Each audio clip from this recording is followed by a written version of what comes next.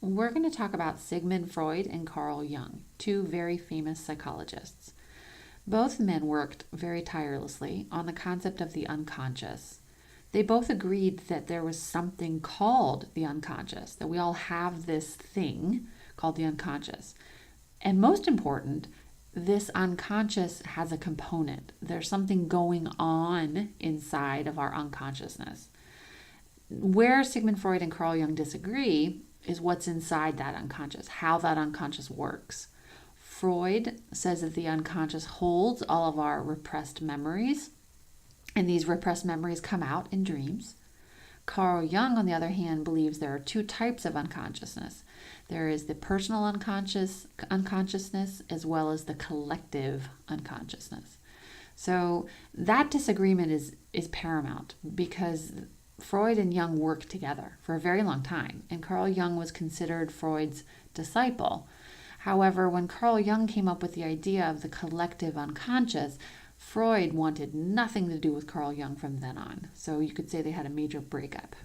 But both men agree that our mind is very active and it's doing a lot of things. And this unconscious thing inside of our heads is busy, right? There's a lot going on. All right, so let's get into Sigmund Freud.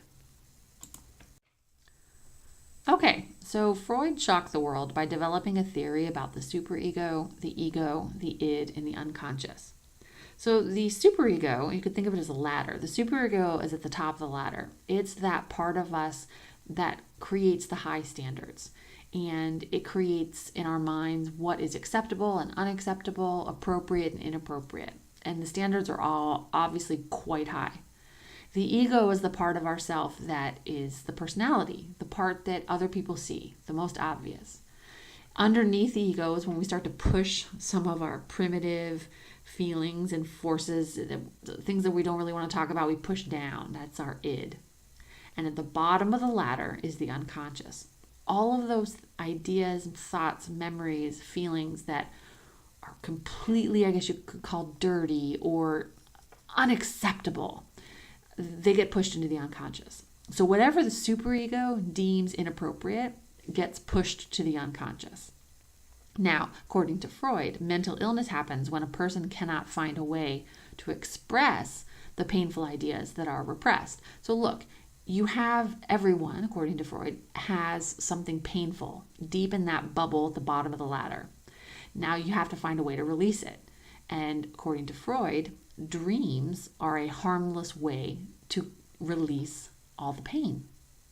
So dreams help us maintain our mental health. We need dreams to be healthy. They help us release things that we don't want to talk about and we don't want to think about. Now, this essay focuses on the Oedipus complex. And a lot of people have heard of the Oedipus complex and get hung up on the idea that a young boy loves his mother and wants to kill his father. Now, yes, that is what the Oedipus complex on a superficial level is all about. But let's go back. The Oedipus complex, Freud didn't come up with the idea of Oedipus. Sophocles, 2,000 years ago, wrote a play called Oedipus Rex. And Sophocles wrote this play based on an oral myth that had been passed down for thousands of years. This idea that children love their opposite sex parent and want to murder their same sex parent, that idea has been around for thousands of years. So Freud is saying, hey, this idea that has been in the world for so many years must be true. That in our deep unconscious, in that ladder, that ball at the bottom, there must be this desire that is propelling us. Now, Freud is saying that most adults don't know that they ever had this feeling because it got released through dreams and other unconscious acts, so it's not a big deal. But those people who are suffering from mental illness haven't found a way to release that idea. Okay? Now, instead of focusing on the idea that, a boy wants to kill his father, the most important part of this theory is that there is a feeling that's being buried in the unconscious. That it's not that the murder is the most important part or even the love of the opposite sex parent. It's that we have feelings that are embarrassing, that are shocking, that are scary, and those feelings and ideas are being pushed into the unconscious. And it's important for those scary feelings to release, to come out, because we all have them and they're all in that ball. But it's how they get revealed that's the most important. And that's what mental health is, right? We all have thoughts, we all have weird parts of our personalities, and how do those weird parts get expressed? And that's what Freud's focusing on, this idea of the unconscious, right? What's in that scary ball? What's in the ball that we don't want to talk about? And how can we let those ideas out in a healthy way? In order to understand this quote, we need to understand the context. We need to understand what Freud is talking about before he says these words.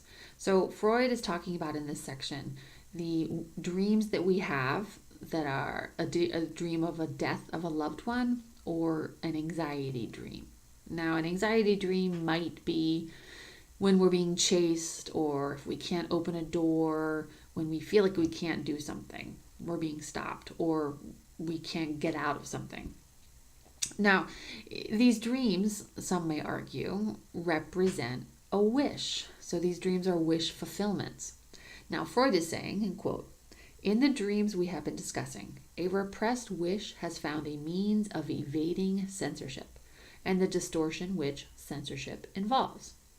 So, if our dream does represent a wish fulfillment, well, that's great because there's no censorship. There's nothing stopping that wish from coming out and being released.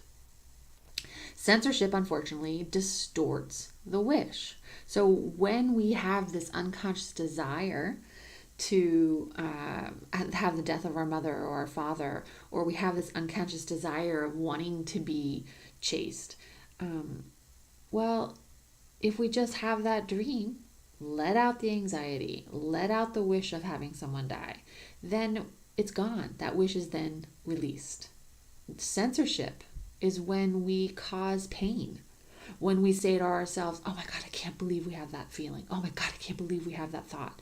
And we start doing things to repress it even more. And we start feeling bad about ourselves. And then we start acting in inappropriate ways. We start, let's just say, what's an example of poor mental health? Maybe we start treating animals poorly, or we start viewing our body in dangerous, negative ways. Maybe we, have psychotic breaks. So these are all ways that our mind is trying to deal with, according to Freud, these, I guess you could call unhealthy wishes. These wishes that we don't really want to talk about. But the dream is this safe zone.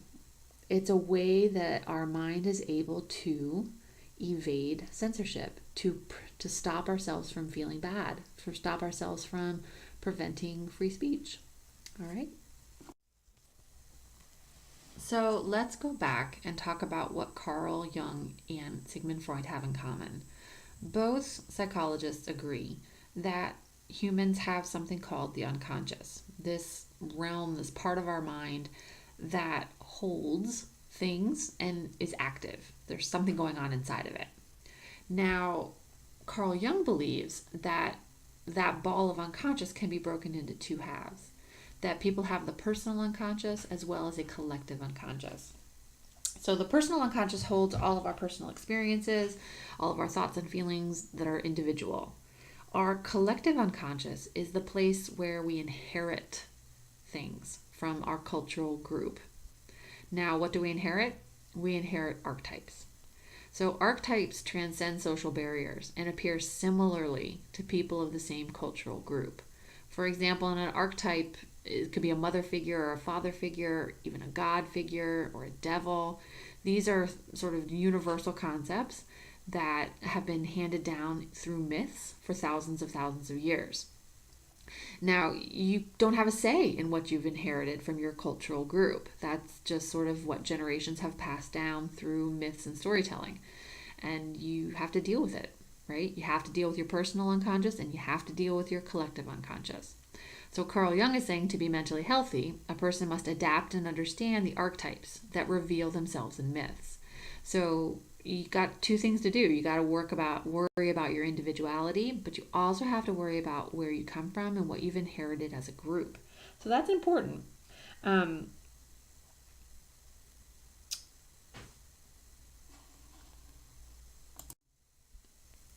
to understand this quote from Carl Jung, I want to go back to Freud for a second. Freud believes that the unconscious is a repository, is a drawer that holds all of our repressed memories. And these repressed memories can come out through dreams. Now, the quote that I'm about to read expresses a different idea, and I think it's kind of an interesting idea. All right, quote: "We also have the possibility of making and keeping the repressed contents conscious once they have been recognized. They are integral components of the personality. They belong to its inventory." End quote. All right, so let's get into it. We have the possibility of making and keeping repressed contents conscious. So what does that literally mean? It means that when we have this repressed idea, it doesn't have to be buried. It doesn't have to only be released through a dream. It can come out and we can understand it and not be embarrassed by it and come to terms with it and say, hey, this is just part of who we are. That's really interesting because he's saying, hey, let's acknowledge it, let's recognize it, and let's just let it hang out. It doesn't have to disappear once we dream about it. Now, the next part of the quote, it says that these unconscious moments, these unconscious feelings and ideas are integral components of the personality. So our experiences as well as our collective unconscious, they're part of who we are. They're integral, they're important, they're significant, they're mandatory. You can't have a personality without them. So they belong to its inventory. In order to understand our personality, in order to understand what makes us, we have to understand what's in our pantry, right? What is on our stock shelves. We have to understand what is inside of our inventory. So we have to understand our repressed ideas. Our repressed ideas demand to be categorized, recognized, organized, and thought about, not just released, which I think is an interesting distinction between Freud and Jung. Okay, again, I suggest rereading the essays, coming up with your own ideas. Which sections of the text do you like? Thinking about the ideas, what is the mind capable of? Freud and Jung agree and disagree, but what are those agreements and disagreements again? And think about our mind. Wow, what is going on in our minds? Come up with your own theories for a second. What do you think is going on inside of our minds?